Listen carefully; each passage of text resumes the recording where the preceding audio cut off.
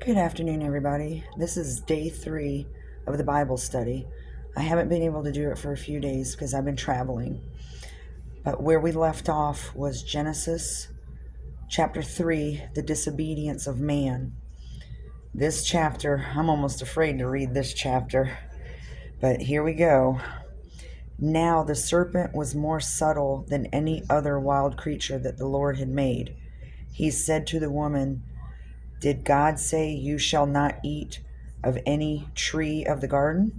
And the woman said to the serpent, "We may eat of the fruit of the trees of the garden, but God said, you shall not eat of the fruit of the tree which is in the midst of the garden, neither shall you touch it, lest you die." But the serpent said to the woman, "You will not die, for God knows that when you eat of it, your eyes will be opened, and you will be like God, knowing good and evil." So when the woman saw that the tree was good for food, and that it was a delight to the eyes, and that the tree was to be desired to make one wise, she took of its fruit and ate. And she also gave some to her husband, oh no, and he ate. Then the eyes of both were opened, and they knew they were naked. And they sewed fig leaves together and made themselves aprons. So the serpent would have been the snake. She wasn't supposed to eat the fruit. Of course, everything's our fault. She ate the fruit, right? And she gave some to her hubby, so now he's in trouble with God. And then they heard the sound of the Lord walking in the garden in the cool of the day, and the man and his wife hid themselves from the presence of the Lord God among the trees of the garden. But the Lord God called to the man and said to him, "Where are you?" And he said, "I heard the sound of thee in the garden, and I was afraid because I was naked, and I hid myself." He said, "Who told you that you were naked? Have you eaten from the tree of which I commanded you not to eat?" Ugh. See, now Adam's been busted. The man said, "The woman whom thou gavest to be with me, she gave me fruit of the tree, and I ate." Then the Lord God said to the woman, "What is this that you have done?" The woman said, "The serpent beguiled me, and I ate." The Lord God said to the serpent, "Because you have done this, cursed are you above all cattle and above all wild animals. Upon your belly you shall go, and dust you shall eat all the days of your life." Okay, so it definitely is a snake, because God is saying that he's going upon his belly, and that's the snake does that. So the snake gave the woman false information, and she fell for it. That's pretty much what that's saying. So she got her and her husband in trouble because she gave her husband some of the fruit. "I will put my enmity between you and the woman, and between your seed and her seed. He shall bruise your head, and you shall bruise his heel." Okay, so are they beating each other up because she took the fruit and gave it to him, and now he's gonna bruise her head? Okay, the curse on man and woman.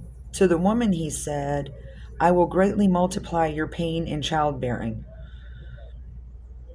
Okay, "In pain you shall bring forth children, yet your desire shall be for your husband, and he shall rule over you." I don't know how I feel about that, but it's in the Bible. And to Adam he said, "Because you have listened to the voice of your wife, and have eaten of the tree of which I commanded you, you shall not eat of it. Cursed is the ground because of you. In toil you shall not eat of it all the days of your life. Thorns and thistles it shall bring forth to you, and you shall eat the plants of the field." Oh, so now, because of what they've done, he's messing with the food supply. God is messing with the food supply. "In the sweat of your face you shall eat bread till you return to the ground, of out of it you were taken, you are dust, and to dust you shall return. Ashes to ashes, dust to dust. But if the fruit hadn't been eaten from the tree, I guess this story would have taken a different turn. The man called his wife's name Eve because she was the mother of all living. Like I said earlier, women are the only ones that can have children. And the Lord God made for Adam and for his wife garments of skins and clothed them. Well, that was nice, since they already went against him and they both ate the fruit.